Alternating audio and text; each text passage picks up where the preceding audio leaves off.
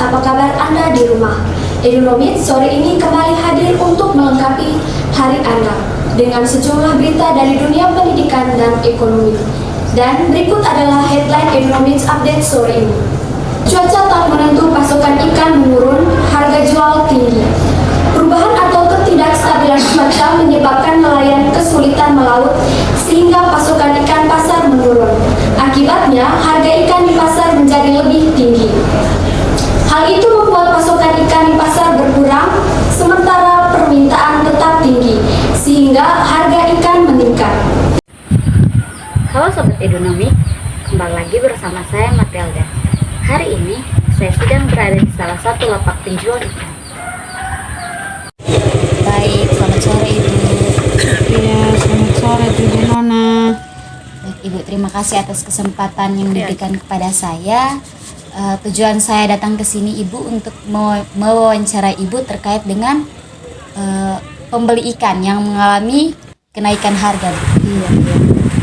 Seberapa besar kenaikan harga ikan dibandingkan dengan biasanya? Oh iya, kenaikan harga ikan sekarang lumayan meningkat. Yang biasanya 4 ekor ikan kombong besar 20.000, sekarang naik menjadi 50.000 4 ekor. Dan itu pun dipengaruhi oleh cuaca yang berubah-ubah, kadang panas, kadang juga hujan, jadi disertai dengan angin. Dan itu pun Nona juga mungkin sudah tahu bahwa yang sekarang cuaca ini berubah-ubah. Itu saja Nona. Baik Ibu, pertanyaan kedua, apakah kenaikan harga ikan mempengaruhi Ibu membeli ikan? Iya, sangat mempengaruhi Nona. Itu kalau kita tidak ada uang, kita tidak sanggup untuk beli karena ikan harga sangat meningkat. Kecuali kalau 20.000 ya kita mampu beli. Mungkin itu saja dari saya. Terima kasih. Berita selanjutnya, SDI Negeri Balfai Kabupaten Kota Kupang antusias sambut program makan gratis di sekolah. Para siswa tampak antusias menyambut pelaksanaan program makan gratis yang mulai digulirkan awal pekan ini. Program tersebut disambut guru dan orang tua sebagai upaya mendukung pemenuhan gizi serta meningkatkan konsentrasi belajar di kelas. Edunomik, kembali lagi bersama saya Dr. Hijum. Saat ini saya sedang berada di Sekolah Dasar Negeri Balfai. Siswa-siswi SD Negeri Balfai tampak antusias saat menerima makanan bergizi gratis yang dibagikan oleh guru mereka.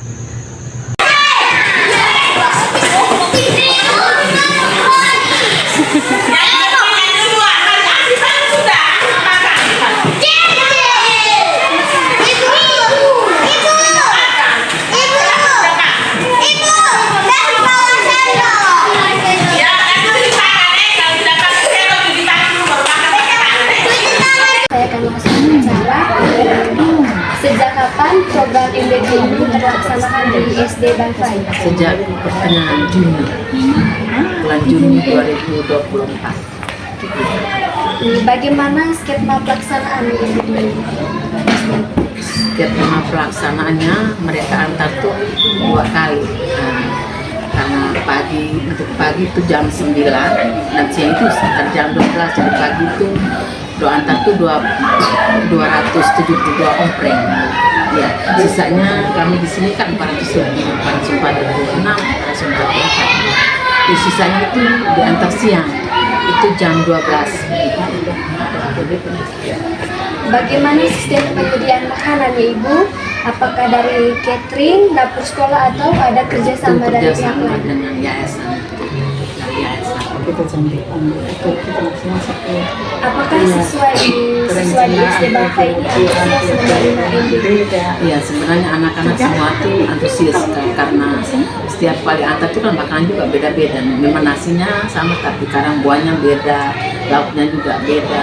Cuma ada anak mungkin 1-2 orang saja yang tidak makan itu mungkin karena waktu dengar ada berita keracunan itu tuh di SMP 5 itu. SMP 5 itu semua iya. Jadi orang tua juga takut tuh, jadi kadang tanya kenapa tidak makan? Ya mama tidak mau, kamu tidak mau. Kamu juga tidak paksa kalau anak tidak mau makan. Selanjutnya, maraknya tren thrifting di Kota Kupang membawa dampak ekonomi yang signifikan bagi pelaku usaha lokal. Namun, munculnya perbedaan mencolok antara pendapatan penjual yang memanfaatkan platform digital dan mereka yang masih bertahan dengan toko fisik. Halo Sobat Indonesia, kembali lagi bersama saya Titi.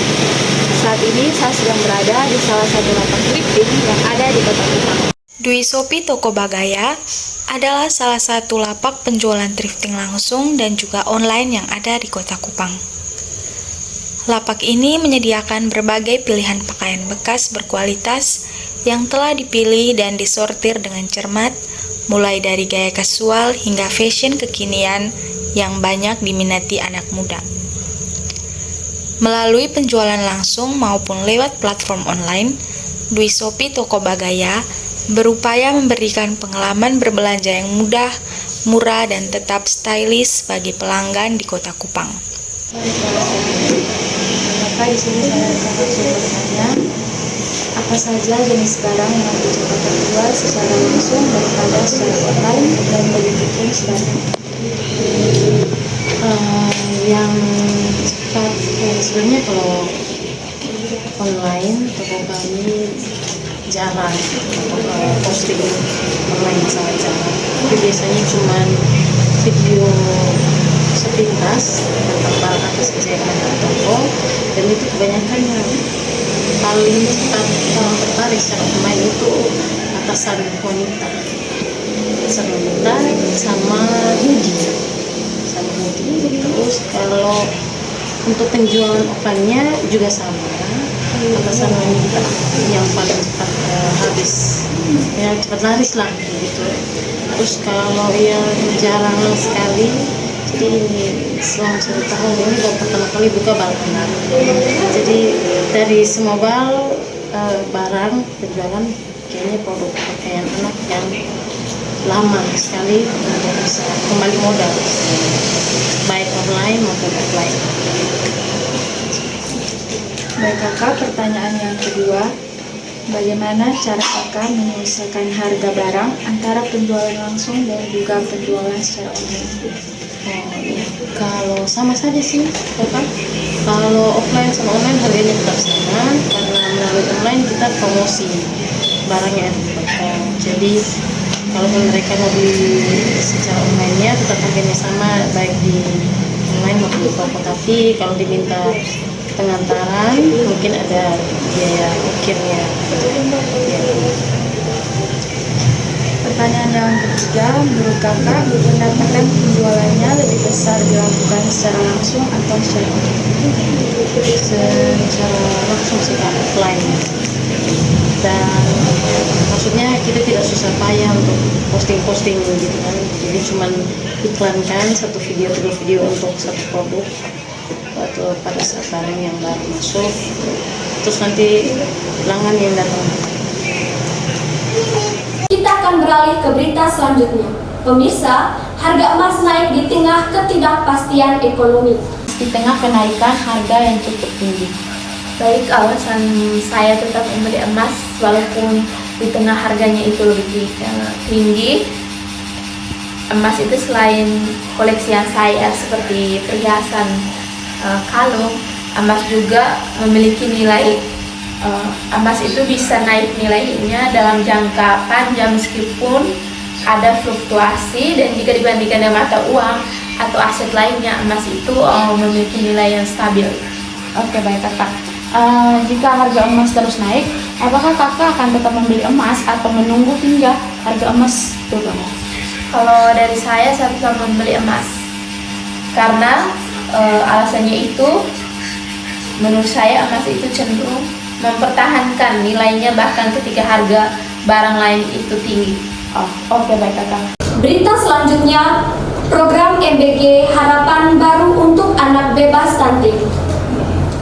Program MBG atau makanan bergizi gratis adalah inisiatif pemerintah Indonesia untuk menyediakan makanan bergizi seimbang secara gratis di sekolah. Program ini juga menghadirkan harapan baru dalam upaya menciptakan generasi Indonesia bebas stunting melalui penyediaan makanan bergizi gratis yang tidak hanya menurunkan angka stunting secara nyata, tetapi juga meningkatkan kesehatan, kecerdasan, dan daya saing anak bangsa.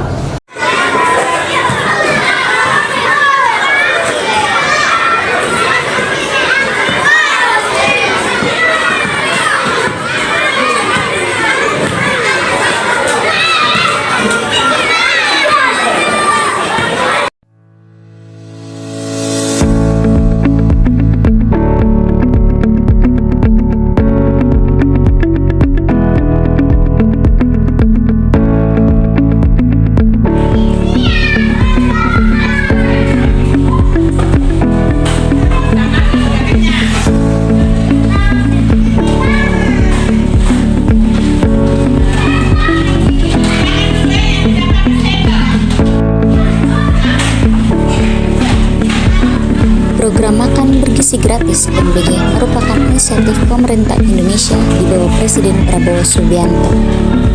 MBG bertujuan memenuhi 30-30% kebutuhan gizi harian anak, serta mencegah malnutrisi penyebab stunting, serta meningkatkan perkembangan kognitif dan kehadiran sekolah hingga 12-15%.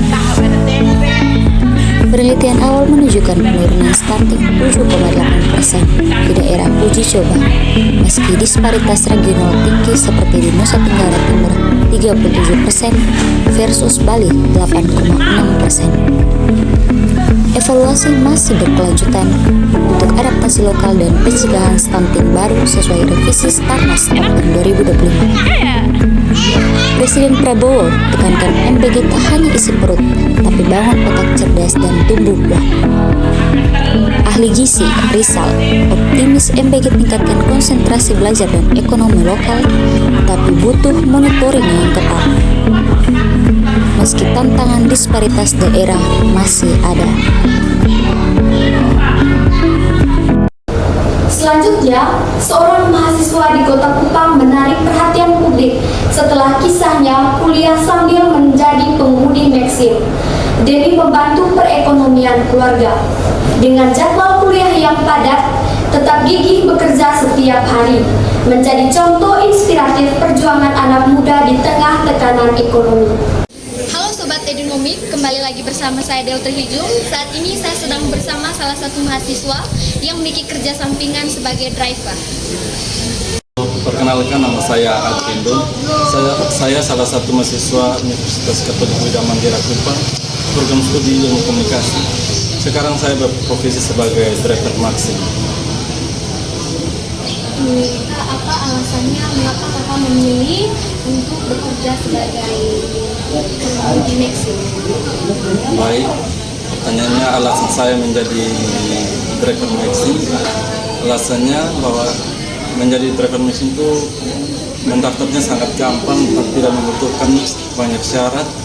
Dan yang kedua, waktu kerjanya itu fleksibel, bisa diatur. Artinya ketika saya sedang kuliah, saya bisa mematikan aplikasinya dan saya yang atur jam kerjanya, jadi tidak berpatokan bahwa setiap hari itu harus aktif. Bagaimana respon keluarga pas ini keluarga mengetahui bahwa kamu memiliki pekerjaan sampingan sebagai pengemudi Maxim? Baik, respon keluarga awalnya kedua orang tua bersama keluarga saya itu sangat mendukung, karena dengan menjadi driver Maxim ini bisa meringankan beban mereka seperti uang bensin, uang fotokopi, jajan saya. Dan menjadi driver Maxim, beban mereka bisa kurang. Dan juga awalnya mereka sempat khawatir tentang keamanan saya, karena seperti yang kita ketahui bahwa driver Maxim ini kita bekerjanya di jalanan, banyak rintangan dan risiko. Tetapi mereka mendukung saya dengan ketentuan jam kerja saya tidak terganggu dan tetap hati-hati, dan bekerja dengan tanggung jawab dan jujur.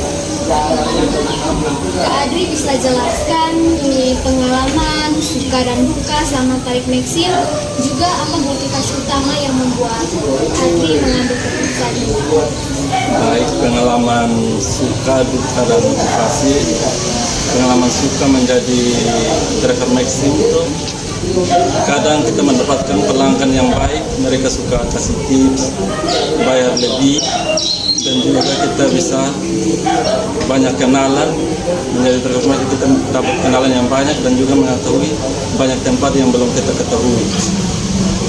Lalu pengalaman dukanya, terkadang kita dapat penumpang yang suka marah-marah tanpa alasan, dan juga dapat orderan yang sudah diorder ketika kita sampai di tempat lokasi penjemputan, mereka batalkan tanpa alasan. Juga motivasi utama saya menjadi driver Maxim, motivasinya saya ingin membantu meringankan beban orang tua saya, dan juga saya mau mandiri. Semoga dengan profesi sebagai driver Maxim ini saya bisa mandiri dan bertanggung jawab di dunia pekerjaan. Itu saja. Bagaimana pandangan dan dukungan kamu sebagai teman saat kamu melihat temanmu tarik Maxim setelah selesai kuliah? Baik, pandangan saya terhadap teman yang tarik Maxim saat habis kuliah, menurut saya ini adalah hal yang baik dan bagus. Karena kita tidak tahu, mungkin ada teman yang menarik Maxim, mungkin ada kekurangan ekonomi di keluarganya. Misalnya uang untuk membayar kos itu terlambat diberikan orang tua, dia memiliki cara lain, salah satunya menarik Maxim. Mungkin dia bisa membagi waktunya dengan belajar, ada waktu belajar, ada waktu menarik Maxim. Dengan uang yang didapat dari Maxim itu mungkin bisa membayar uang kos yang tunggak, bisa juga untuk uang jajannya sehari-hari. Dan juga ini membantu disiplin, karena yang telah saya katakan sebelumnya, dia bisa membagi waktu untuk belajar, untuk bermain, dan untuk menarik Maxim. Selanjutnya ini merupakan hal bagus karena dia bisa keluar dari zona nyamannya. Mungkin ada mahasiswa lain yang mungkin hanya diam di rumah, tetapi dia bisa keluar dari zona nyamannya, mencari pengalaman di jalanan dengan menjadi Maxim. Dukungan saya terhadap teman yang menarik Maxim saat habis pelajaran, menurut saya harus ditingkatkan lagi, karena ini adalah langkah yang bagus.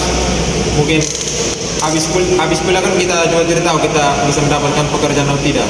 Mungkin salah satunya dengan menarik Maxim, dia sudah bisa menambah pengalamannya dan juga bisa membantu hal-hal ekonomi lain dari orang tuanya.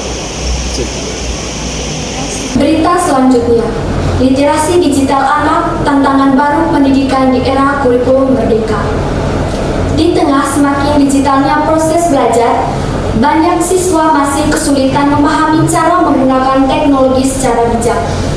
Kondisi ini menjadi pekerjaan rumah besar bagi sekolah dalam menerapkan kurikulum merdeka yang menuntut kreativitas dan kemandirian berbasis literasi digital. Halo Sobat Edinome, kembali lagi bersama saya Nia Zuhatai. Saat ini saya sedang berada di SD Negeri Balkai. Oke, baik Ibu, langsung pada pertanyaan. Menurut Ibu, apa bentuk tantangan paling sering muncul dalam membimbing siswa agar menggunakan HP untuk belajar bukan bermain?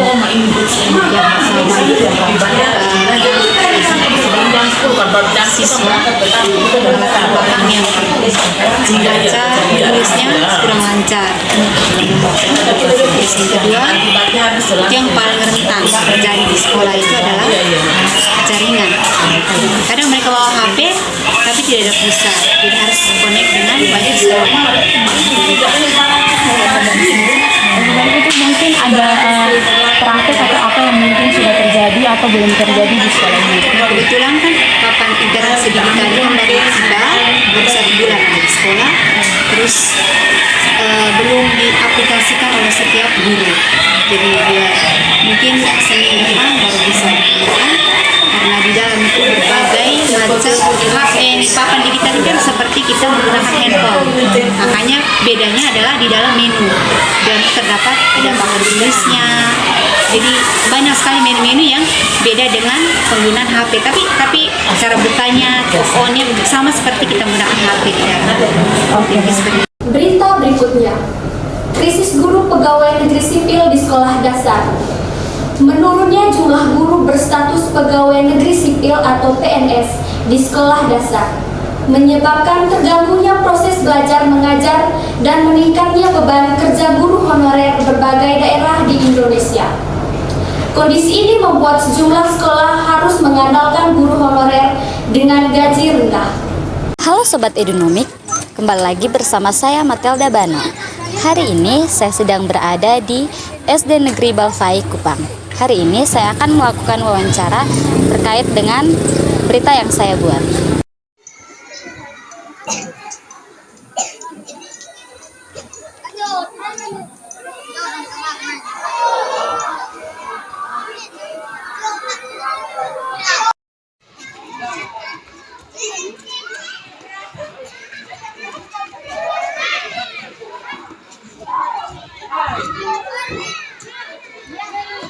Terima kasih atas kesempatan yang diberikan saya. Baik Ibu, saya langsung saja dengan pertanyaannya. Pertanyaan pertama, dampak dari kekurangan guru PNS bagi pendidikan atau pengajaran di sekolah dasar itu bagaimana? Kalau kekurangan guru berarti di kelas itu mengalami pengajar gitu. Tapi dengan kekurangan guru itu kepala sekolah berusaha untuk mengajukan ke dinas untuk datangkan guru PNS, bahkan P3K. P3K juga sudah masuk ke sini, sudah mulai mengajar atau? Sudah mulai mengajar. Itu mereka kalau masuk itu mengisi kekosongan guru-guru PNS yang kurang atau? Ya ada kan PNS ada yang sudah pensiun. Iya, kita ada berapa pensiun, bahkan tahun ini ada tahun depan tentu 4 lagi. Ya, tapi biasanya kalau kekurangan itu kepala sekolah langsung ke dinas untuk minta tenaga. Berarti itu solusinya yang sudah tadi Ibu jelaskan bahwa kepala sekolah sudah ada kasih surat ke dinas permohonan. Baik Ibu, terima kasih atas kesempatan. Terima kasih. SLB di Kota Kupang dorong siswa disabilitas kuasai keterampilan di berbagai bidang. Sekolah luar biasa di Kota Kupang terus mendorong para siswa penyandang disabilitas untuk menguasai berbagai keterampilan praktis melalui program pembelajaran khusus. Upaya ini dilakukan guna untuk membekali mereka dengan kemampuan yang dapat digunakan menunjang kemandirian serta membuka peluang kerja masa depan. Pemirsa, kembali lagi bersama saya Putri dalam Edunomics Update hari ini. Saat ini saya sedang berada di SLB Negeri Pembina Kupang, tepatnya di Jalan Adi Sucipto, Kecamatan Kelapa Lima, Kota Kupang, Provinsi Nusa Tenggara Timur. Sekolah Luar Biasa Negeri Pembina Kupang adalah sebuah sekolah untuk siswa-siswi disabilitas yang memiliki banyak pembelajaran keterampilan di dalamnya. Siswa-siswi disabilitas dibekali dengan berbagai keterampilan, mulai dari kerajinan tangan, tata boga, hingga teknologi sederhana, kecantikan, dan juga tata busana. Melalui pelatihan yang terarah, mereka tidak hanya belajar keterampilan praktis, tetapi juga membangun kepercayaan diri untuk bersaing di masa depan. Upaya ini menjadi komitmen sekolah dalam memastikan setiap anak mendapat kesempatan yang sama untuk berkembang dan berkarya.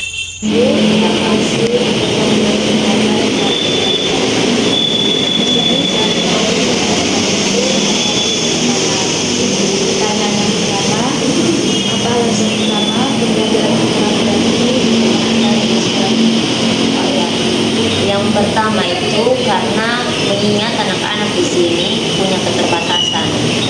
Secara akademik mereka belum mampu sama dengan anak-anak yang normal atau anak-anak reguler, sehingga di SLB dikhususkan untuk menerapkan pendidikan keterampilan supaya mereka ke depan ketika lulus dari sini mereka punya bekal, punya keterampilan. Baik di sini kan kecantikan, ada keterampilan lain juga.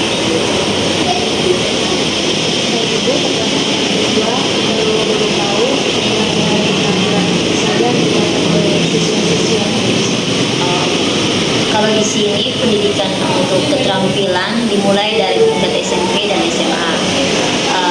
Untuk keterampilan sendiri di sini ada sekitar 7 atau 8. Yang pertama keterampilan busana, keterampilan kecantikan, keterampilan boga, ICT dan bagian komputer, akupresur itu di bagian terapi untuk saraf-saraf, kemudian sablon, ada juga keterampilan untuk ketegangan, untuk otomotif, kemudian ada menenun juga.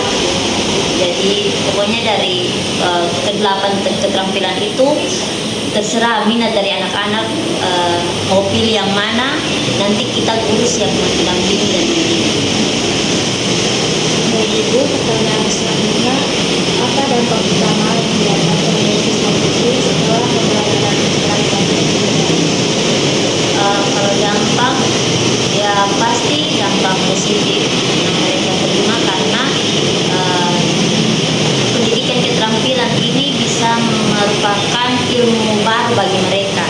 Selain mereka belajar untuk mengenal huruf, angka, berhitung, dan lain sebagainya ke dalam bidang akademik, tapi dalam keterampilan ini mereka juga bisa mengasah mereka punya skill. Baik itu kalau contoh di kecantikan kan kita ada belajar tentang mencuci rambut, make up, krimbat dan lain sebagainya. Jadi ini merupakan suatu hal baru yang mereka bisa pelajari dan bisa menjadi bekal untuk ke depan. Beralih ke berita selanjutnya. Menjelang Natal, penjual petasan di pinggir jalan Kota Kupang kian ramai. Suasana Kota Kupang jelang Natal semakin semarak. Di deretan lapak petasan dan kembang api di pinggir jalan, mulai ramai pembeli yang berburu cahaya warna-warni untuk memeriahkan perayaan malam Natal. Saya Rifa. Ya. Bertanya, menurut Kakak, kira-kira berapa keuntungan yang bisa didapat per hari selama musim ramai petasan? Bisa 100, 10, kadang 20. Itu per hari? Ya. Apakah harga petasan mengalami kenaikan menjelang Natal? Ya. Kadang naik, kadang turun. Apa harapan Kakak untuk penjualan di musim Natal ini? Bisa menambahkan keuntungan. Adakah prediksi Kakak untuk mendapat keuntungan di tahun ini? Ya. Berapa? Sekitar 1 juta. Oh, sebagai Kakak untuk pertanyaan itu saja. Terima kasih Kak.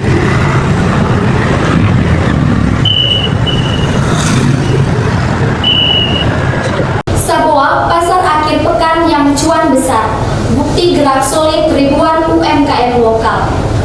Saboak Kupang kembali menunjukkan geliat positif sektor ekonomi kreatif daerah. Dengan transaksi yang disebut pelaku usaha mencapai cuan besar setiap akhir pekan, ribuan UMKM lokal yang terlibat dalam pasar mingguan ini dinilai menjadi bukti nyata gerak solid ekonomi rakyat di Kota Kupang. Sobat Edunomik, kembali lagi bersama saya dan Hidung. Saat ini saya sedang berada di Sabuang.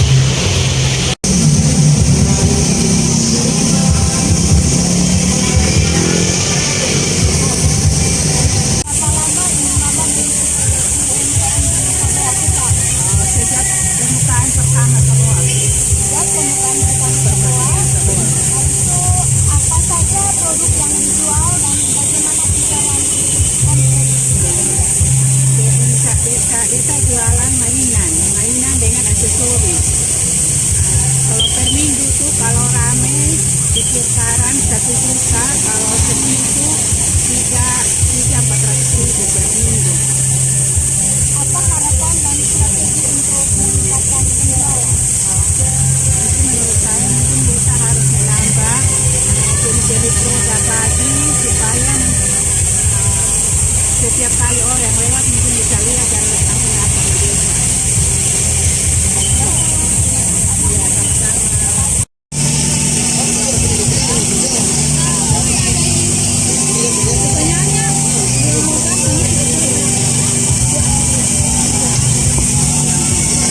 Berita selanjutnya, Selanjutnya, BEM Visip Universitas Katolik Widya Mandira Kupang membuka lapak baca gratis di area kampus. Lapak baca adalah sebuah istilah yang merujuk pada kegiatan atau lokasi untuk membaca buku yang sering diadakan oleh komunitas atau organisasi. Kegiatan ini juga diadakan oleh BEM Mahasiswa Fakultas Ilmu Sosial dan Politik Universitas Katolik Widya Mandira Kupang. Liputan ini diadakan untuk memperkenalkan lapak baca yang diadakan oleh BEM Visip Unbira dan mengajak mahasiswa untuk menambah minat baca. BEM Visip Universitas Katolik Widya Mandira Kupang membuka lapak baca gratis sebagai ruang literasi bagi mahasiswa. Melalui inisiatif ini, mereka menyediakan berbagai buku bacaan untuk mendorong minat baca dan memperluas wawasan publik. Kegiatan ini diharapkan menjadi gerakan kecil yang membawa perubahan besar dalam meningkatkan budaya literasi mahasiswa yang ada di Kota Kupang. Di sini saya mau bertanya, yang pertama itu saya ingin bertanya, apa motivasi awal kakak sampai ingin membuka lapak baca di BEM Visip? Baik, terima kasih Kakak Putri. Berkaitan dengan motivasi awal nama saya buka lapak baca dalam acara BEM Visip. Pertama-tama saya mau katakan bahwa kalau perut itu lapar, dia akan menunjukkan bahwa dia membutuhkan makanan. Tapi ketika otak kita kosong, dia tidak akan menunjukkan, dia tidak akan memberitahu bahwa otak kita akan sedang kosong. Yang pertama, untuk motivasi kenapa saya buka lapak baca, bagi saya bahwa didasari pada refleksi pribadi, saya merasa bahwa mahasiswa sekarang itu jauh dengan namanya buku, sehingga bagaimana dari pihak BEM berusaha untuk mendekatkan mahasiswa dengan buku itu sendiri. Dulu kita mengatakan bahwa buku itu jendela dunia. Memang benar adanya ketika teknologi itu belum masuk, belum terlalu digunakan oleh mahasiswa. Ketika teknologi itu ada, HP, handphone, kita bisa mengakses apa saja yang berada di handphone, sehingga menjauhkan kita dengan namanya buku. Tetapi seringkali kita menyalahgunakan teknologi sendiri, handphone sendiri. Kita tidak menggunakan secara baik, yaitu untuk meningkatkan kemampuan intelektual kita, tapi kita sering menggunakannya untuk bersenang-senang saja, scroll TikTok, nonton yang video-video tidak serasa atau tidak terlalu bermanfaat untuk kita sendiri sebagai mahasiswa yang dipandang kaum intelektual. Sehingga berangkat dari refleksi pribadi bahwa saya rasa bahwa saya juga mengalami hal yang sama, saya jauh dari buku, sehingga saya tidak ingin bahwa apa yang saya alami kembali dirasakan oleh teman-teman fisik. Bahwa kekosongan akan pengetahuan itu sangatlah hampa bagi saya, sehingga saya berusaha untuk mendiskusikan terkait dengan membuka lapak ini bersama beberapa teman BEM.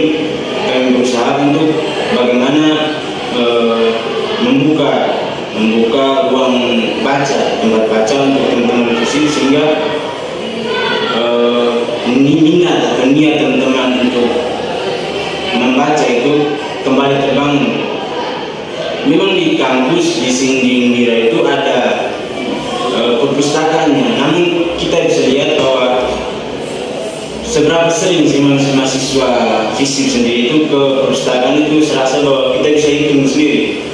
Sehingga upaya yang kami lakukan dari BEM itu lebih mendekatkan lagi buku dengan teman-teman mahasiswa, karena bagi saya bahwa buku harus menjadi teman untuk mahasiswa itu sendiri, untuk pemenuhan intelektualnya. Sehingga lapak baca ini tidak hanya sekedar hadir, tetapi mampu untuk menggerakkan kesadaran kepada seluruh mahasiswa, khususnya mahasiswa fisik, bahwa membaca adalah bagian dari mahasiswa yang harus menjadi rutinitas harian. Kemudian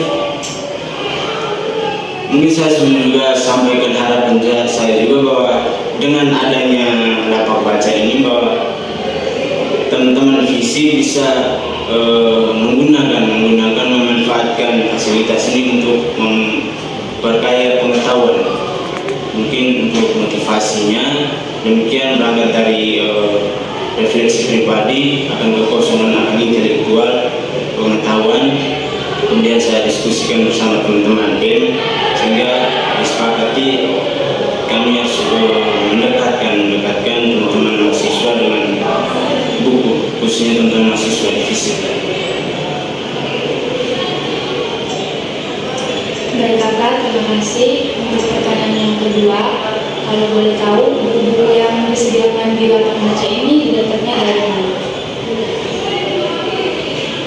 Oke Kak Putri, kalau berkaitan dengan buku sendiri, buku yang ada sekarang itu kami kumpulkan dari buku pribadi. Ada beberapa teman-teman di BEM Fisip, kami bersama buku-buku yang kami punya di pos, kami kumpulkan 4-5 buku, satu orang 5 buku, kemudian kami kumpulkan di satu tempat, kami bawa datang sehingga kami bisa pajangkan di lapak baca.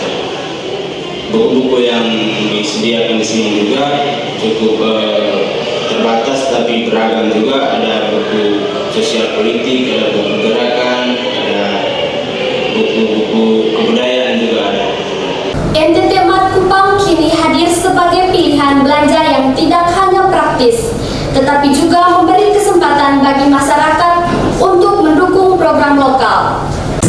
Halo pemirsa, kembali lagi dengan saya Febriano Gagas di Edunomic Update. Saat ini saya sedang berada di NTT Mart. Apa keunggulan dari NTT Mart dibandingkan tempat belanja yang lain? Baik, untuk keunggulan dari NTT Mart ini adalah toko yang dimiliki oleh pemerintah yang merupakan program kerja dari Bapak Gubernur sendiri. Jadi NTT Mart ini mewadahi produk-produk NTT yang ada di provinsi NTT yang dijual, yang dijadikan satu tempat sehingga bisa dipasarkan ke masyarakat. Jadi keunggulan di sini, semua produk yang ada di sini itu sudah bersertifikat halal, sudah memiliki izin dan sudah siap untuk dipasarkan. Seperti apa proses seleksi dan penilaian produk lokal sebelum dimasukkan dan dijual di NTT Mart? Baik, untuk proses seleksinya di sini semua produk yang harus dijual di sini adalah produk-produk NTT.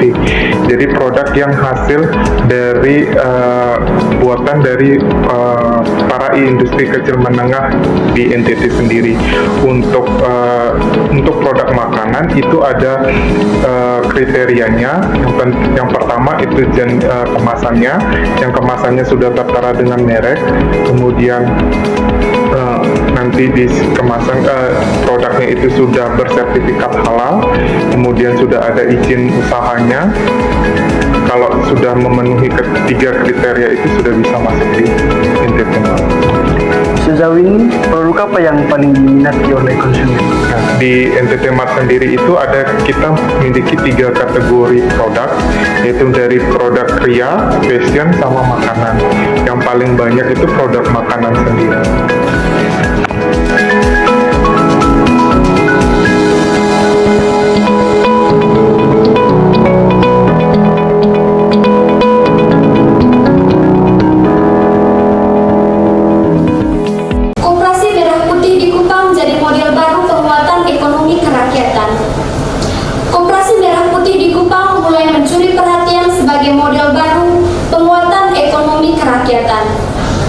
Dengan mengutamakan solidaritas anggota dan sistem pengelolaan yang lebih transparan, koperasi ini berhasil menjadi tumpuan bagi pelaku usaha kecil yang kesulitan akses modal, sekaligus menunjukkan bahwa gerakan ekonomi berbasis komunitas masih relevan dan mampu berkembang di tengah persaingan pasar modern.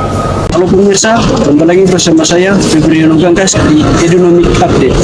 Saat ini saya sedang berada di Koperasi Merah Putih di Kelurahan Pentui Timur. Sejak kapan Koperasi Merah Putih ini didirikan di kelurahan Anda? Ini koperasi desa, jadi kita di sini desa Kentu Timur. Seperti ini sejak bulan April dapat SK April ini sejak bulan Mei, jadi koperasinya sejak bulan Mei. Apa tujuan utama digunakannya koperasi bagi warga di sekitar? Kalau tujuannya kita seperti ini kan programnya program pemerintah pusat khususnya Presiden Prabowo dan Gibran, jadi kita sifatnya mendukung program ini. Tujuan utamanya untuk menyediakan kebutuhan rumah tangga bagi masyarakat desa dengan harga yang terjangkau. Sudah berapa banyak anggota yang ikut bergabung di koperasi ini? Kalau anggota kita sudah sekitar 90-an orang.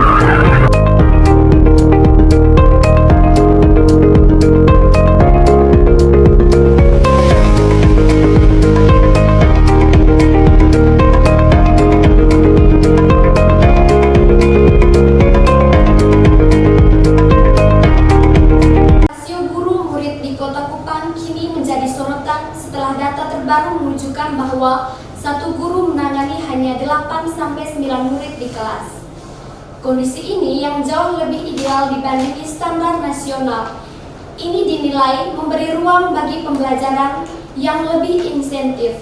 Namun, di lapangan, para guru dan sekolah justru menghadapi tantangan baru, mulai dari distribusi tenaga pendidik hingga efektivitas pengelolaan kelas. Halo pemirsa Edunomics, saat ini saya sedang berada di SD Impres Liliba. Bagaimana tanggapan Bapak terkait rasio guru untuk 8-9 siswa? Dan bagaimana kalau rasio ini diterapkan di SD Impres Liliba? Menurut saya kalau tanggapan ini untuk diterapkan di SD Impres Liliba itu tidak mungkin.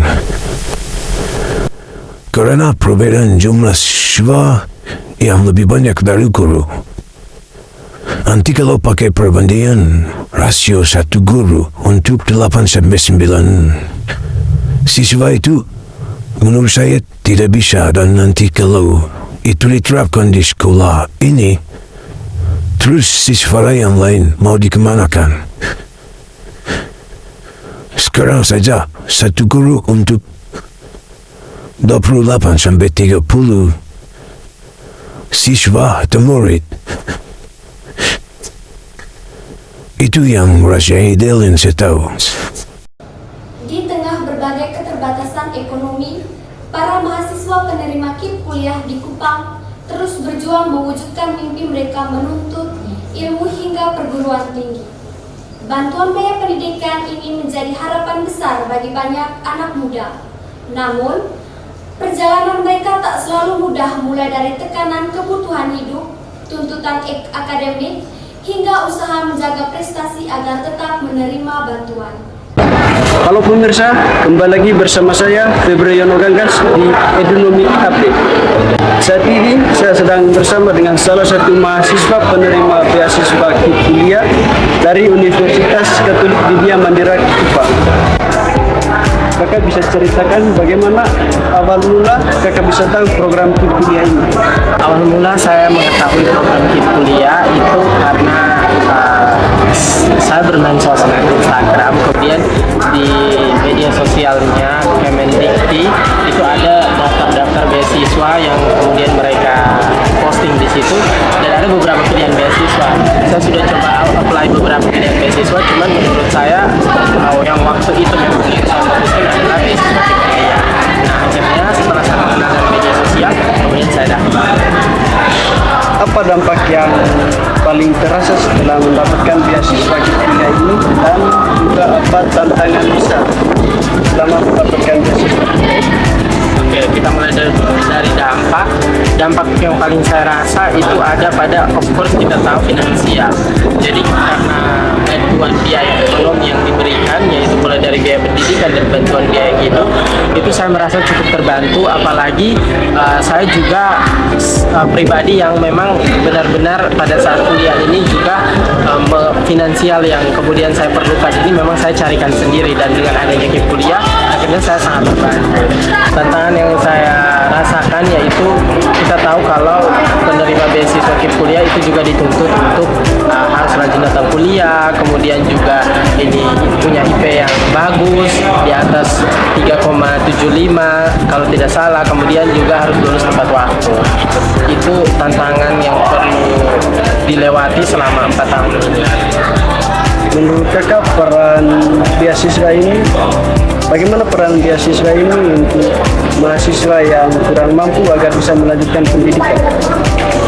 Tentu perannya sangat besar, karena kita tahu bahwa angka kemiskinan di Indonesia ataupun angka kemiskinan Indonesia itu juga cukup besar. Jadi dengan hadirnya beasiswa KIP kuliah sangat membantu, karena tidak hanya bantu beasiswa pendidikan tapi juga mengcover biaya hidup. Demikian informasi dari Edunomik, saya Delta Hijau, pamit undur diri.